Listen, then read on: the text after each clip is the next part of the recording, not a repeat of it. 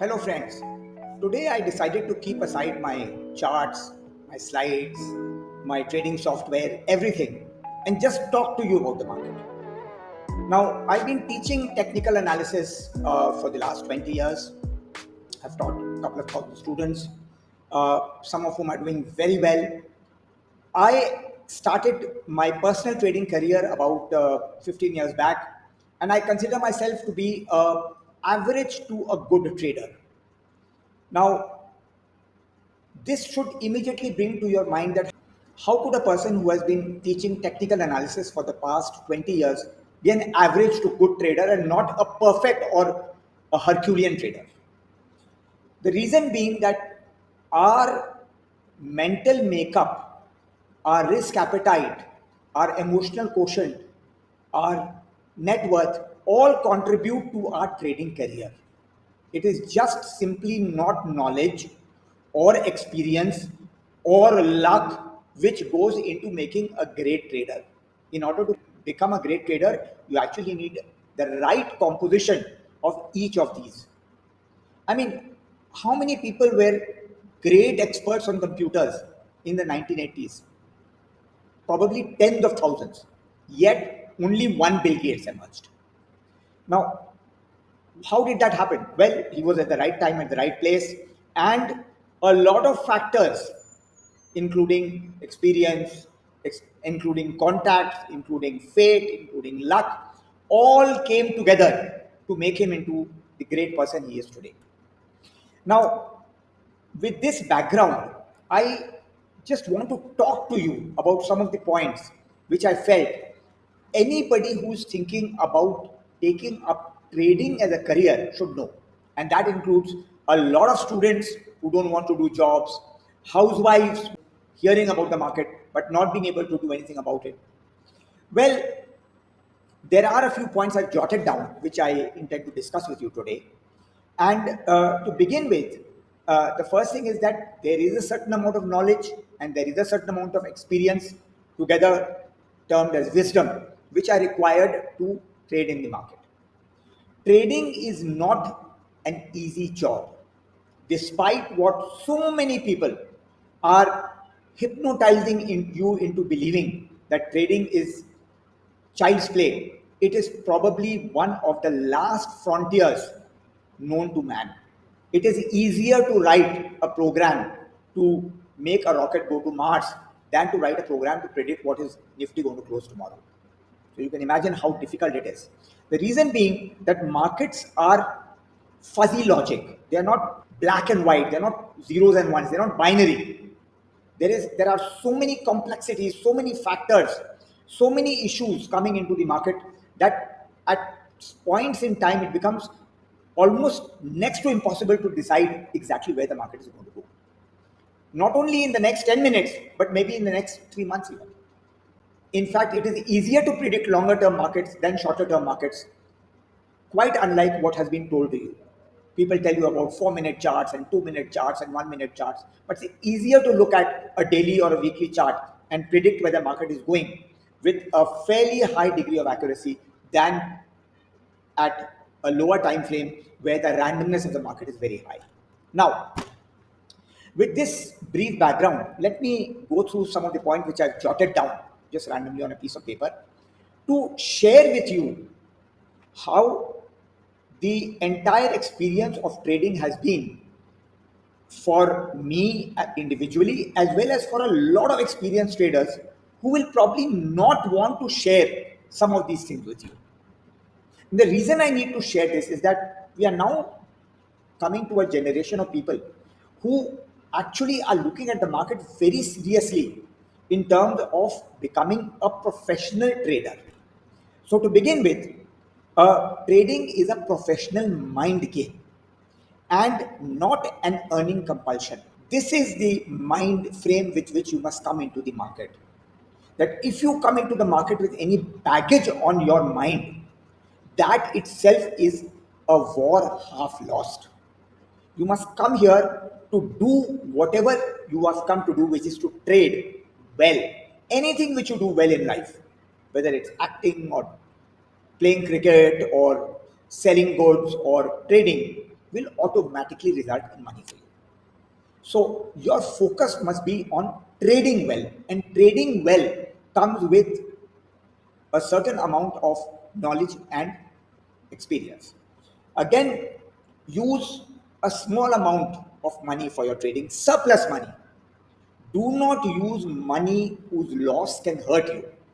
Because the moment you lose that money, it can lead to a devastating effect not only on you, but your entire family. Your depression, your feeling down all the time, looking morose, can have an impact on your family members also, will have an impact on your family members, in fact. So, one of the things is that you must have surplus money, which you may have earned from a job or from some other business or through inheritance or whatever, and use a fraction of that. Never ever trade on borrowed money. I mean, that is like a complete no no. If you trade on borrowed money, you are virtually committing financial suicide. Trading is a high risk, high reward game. Rewards are phenomenal, so is the risk. Anything with a high reward must have a high risk. Therefore, you must work on money which belongs to you. Well, you may have to sell some assets or do whatever. I mean, in whatever way you get that money, it must be your money, right? Now, writing the money off removes the sentimentality attached to money, which is a very, very difficult thing. Because right from childhood, we've learned that money is probably the most important thing in your life. A lot of people say it's love, but well, I think 99.99% people believe it's money. So you cannot fool around with money. It's a very important aspect of our life. And the difference between me sitting in an air conditioned flat and a person sitting on the road downstairs drinking his heart away and then just collapsing on the road is one single word: money. So money makes a difference to our entire life: what we eat, where we travel, how we dress, the people we move around with, everything. So don't fool around with money. Treat it with respect. When you make money, treat it with respect. So the sentimentality attached with money has to be removed, which is difficult. But if you are able to do it, well, you won a very, very big part of the battle. Because neither will you feel bad when you lose it, nor will you feel great when you make it. And that is how you become a better and better trader with time. Our next point of discussion should be: plan a trade and trade a plan. Do not trade randomly in the market. A lot of people, while coming up in the lift, they heard three people talking and they come and place a trade. If everybody traded based on what is shown to you in the media, everybody would be making money. Everybody who goes wrong talks about the long term. What is the long term? Is the long term 1 week? Is it 10 days? Is it two generations? Is it 500 years? What is the long term? I could never understand or connect with the words long term. What is long term? Trading is short to medium term. Long term is investment. You may even borrow money and invest from the bank. But trading is something which is, because of the risks involved, should be done with your own money. Now, when I say plan a trade, which means that you must spend time with technical analysis or whichever means. There are various kinds of technical analysis. You have the normal technical analysis, which uses things like moving averages and so on, which is your confirmatory classical technical analysis. You can have the Elliott wave theory, you can have the Gann theory, whatever. Select one single methodology of trading and stick to it. Don't randomly change it because it didn't work today. It didn't work today, doesn't matter. But is it not working over a period of time? Well, then think about trading it. But if it is working over a period of time, stick to it. Stick to it. So plan a trade and trade a plan. When I say trade a plan, it means that you must have a well-defined stop loss. You must have a well-defined target, which could be a moving target. You could have a target which is moving in the direction of a successful trade, right? So, but your initial stop loss at least should be fixed, and this stop loss also could be a trailing stop loss where you trail in the direction of a successful trade. Again, many a time trades are going to go wrong. Treat it as a part of life. To err is human, but the markets are not divine. They will punish you when things go wrong. Now, the thing to understand is that it is not a crime to be wrong. A lot of traders lie when markets go in a direction opposite to what they have decided or thought about. They will tell their families, no, I'm doing well. Nobody is coming and looking at your trading account because you're keeping it confidential. Or you're telling your friends, oh, I caught this move at the highest level, or I made money in the market. So a lot of traders do that, and it's human nature. And the thing to remember is that it is not a crime to be wrong, but it is a crime to hang on to a wrong trade once you discover it is wrong. Hope is probably the most dangerous sentiment in our markets. Please do not rely on hope. If there is a level to which you have decided that you will see your losses and that level comes, for God's sake, get out. Get out. Don't remain in doubt. Get out. Never touch your stop loss after you have put it. This delusion of hope is what massacres generations of traders. Four out of every 100 traders succeed, which means that traders as a community have a 96% failure rate.